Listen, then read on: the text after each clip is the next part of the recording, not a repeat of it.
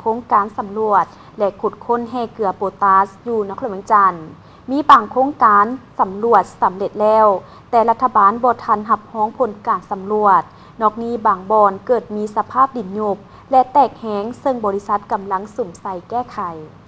ในวันที่ 16 ธันวาคม 2025 ท่านคำเปิ้ล วรเดชห้องหัวหน้าแผนกอุตสาหกรรมและการค้านครหลวงจันทน์ได้รายงานต่อกองประชุมสมัยสามัญที่10ของสภาประชาชนนครหลวงจันทน์สุดที่4เกี่ยวกับสภาพการซอกค้นสำรวจและขุดค้นแร่เกลือโพแทสอยู่นครหลวงจันทน์ลงเลิกการจัดตั้งปฏิบัติตามมติของคณะประจำสภาแห่งชาติฉบับเลขที่182/ปจลงวันที่ 1 กรกฎาคม 2025 ว่า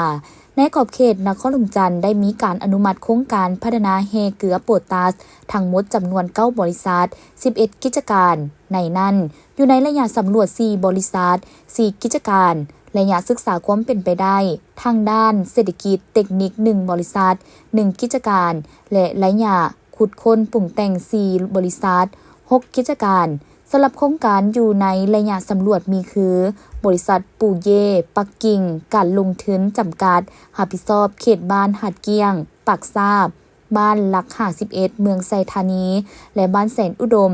ส่วนเมืองปากเงิมในเนื้อที่259.4 กิโลตารเมตรสภาพปัจจุบันตามแจ้งการสำหรับเลขที่1371/หสนยเห็นดีให้สืบต่อสัญญาสำรวจแร่เกลือโพแทสของบริษัทดังกล่าวไปอีก3ปีและกระทรวงแผนการและการลงทุนได้ออกหนังสือแจ้งต่ออายุสัญญาเทื่อที่1สัญญามีอายุฮอดวันที่30 สิงหาคม 2026ในเนื้อที่140 กิโลตารเมตรรวมมีเขตศึกษาความเป็นไปได้ทางด้านเศรษฐกิจเทคนิคในเนื้อที่27.96 กิโลตารเมตรและเขตสืบต่อสำรวจในเนื้อที่112.04 กิโลตารเมตรบริษัทจ้างเกอร์ลาวไซธานีบ่อแฮจำกัดรับผิดชอบเขตเมืองไซธานีและเมืองปากเงิมเนื้อที่ 19,897 เฮกตาร์สำรวจสำเร็จแล้วแต่บริษัทบ่ทันรับรองผลการสำรวจบริษัทจังเกอร์ลาวพัฒนาบ่อแฮจำกัดรับผิดชอบเขตเมืองไซธานีและเมืองปากเงิมเนื้อที่ 19,928 เฮกตาร์สำรวจสำเร็จแล้วรัฐบาลได้รับรองผลการสำรวจแล้วรอท่าการอนุมัติเพื่อก้าวเข้าสู่ขั้นตอนศึกษาความเป็นไปได้ทางด้านเศรษฐกิจเทคนิคบริษัทเสียงขวงเทรดดิ้งจำกัดผู้เดียวรับผิดชอบเขตเมืองไซธานีเมืองทุลคมในเนื้อที่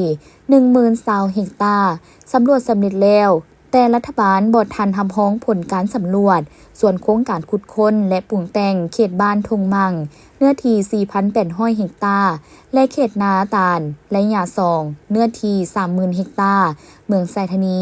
กำลังดำเนินการขุดค้นและปรุงแต่งแร่เกลือโพแทสอยู่เขตบ้านทงมังในเนื้อที่ 4,800 เฮกตาร์เกิดมีสภาพดินยุบและดินแต่งแห้งบริษัทกำลังสุ่มใส่แก้ไขปัญหาดังกล่าวเขตบ้านทางงอนเมืองไซธานีเนื้อที่ 1,196 เฮกตาร์ได้อยู่เสาสัวขาวแต่ท้ายปี 2014 ฮอดปัจจุบันบริษัทได้โอนหุ้นให้บริษัทสันวัตลาวไมนิ่งจำกัดผู้เดียวสปจีนกระทรวงได้รายงานรัฐบาลเพื่อขอที่ซี่น้ำในการเปลี่ยนชื่อในใบอนุญาตขุดค้นและปรุงแต่งแร่เกลือโพแทสเขตเมืองปากเงิมเนื้อที่ 16,920 เฮกตาร์กระทรวงได้รับรองบททางด้านเศรษฐกิจเทคนิคแล้วแต่อยู่ในระยะก่อสร้างบ่อแร่คือก่อสร้างโครงหลังพื้นฐานสำหรับการขุดค้นและปรุงแต่งแร่เกลือโพแทสเขตเมืองไซธานีและเมืองหาดทรายฟองเนื้อที่ 3,203 เฮกตาร์บริษัทกำลังปรับปรุงบทศึกษาความเป็นไปได้ทางด้านเศรษฐกิจเทคนิคตามการแนะนำของกรมธรณีศาสตร์และบ่อแร่ซึ่งยังบ่ทันได้ผ่านการประเมินโดยบุคคลที่3เทื่อพร้อมนี้ยังได้เสนอให้กระทรวงออกหนังสือแจ้งการห้ามบรรดาโครงการซอกค้นสำรวจขุดค้นและปรุงแต่งแร่เกลือโพแทสในขอบเขตนครหลวงจันทน์เพื่อยุดเสาสัวขาวการเคลื่อนไหวเวียกงานอยู่ภาคสนามเพื่อกะเกียมสมทบเฮ็ดเวียกนำคณะเฉพาะกิจตามข้อตกลงว่าด้วยการแต่งตั้งคณะเฉพาะกิจเพื่อกวดกาและประเมินผลการจัดตั้งปฏิบัติของบรรดาโครงการแร่เกลือโพแทสที่ได้รับอนุญาตอยู่นครหลวงจันทน์ฉบับเลขที่043/คลทลงวันที่11 พฤศจิกายน